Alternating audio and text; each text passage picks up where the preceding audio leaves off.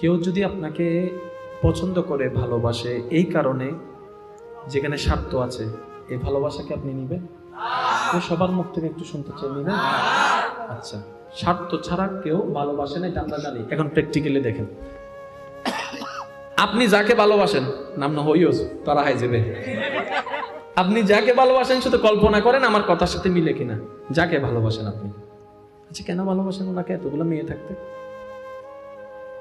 একটু ভাবেন, একটু ভাবেন। হাসেন আর যাই করেন, লাথি কিন্তু খাবেনি।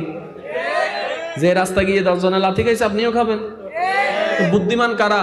হাইয়ে দে গরিবে লাথি মারা দেন যাইস, তুমি সামনে জল যাবো না।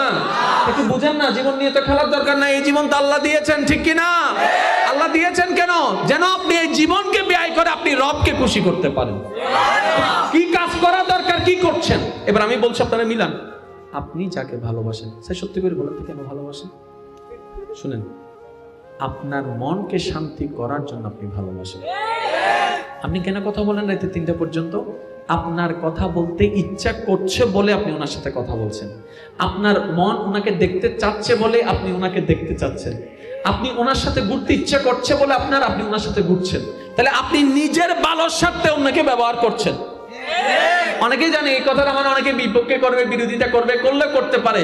কিন্তু একটা কথা বলেন, 6 মাস আগে যার সাথে কথা না বললে রাতে ঘুম হতো না, 6 মাস পরে কেন তার নাম্বার ব্লক লিস্টে? এক সময় যারা দেখার জন্য রাস্তায় দাঁড়ায় থাকতো, আজকে কেন তার চেহারাই দেখছে না?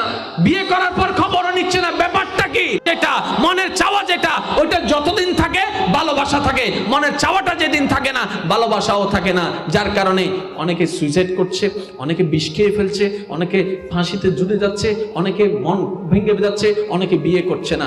দিন শেষে নিজের জীবন আমরা নিজেরাই শেষ করে ফেলছি। যদি নিজের জীবনকে সত্যিকার সজীব বানাতে চাই, আল্লাহর দরবারে ঝুঁকে যাওয়া ছাড়া দ্বিতীয় আর কোনো উপায়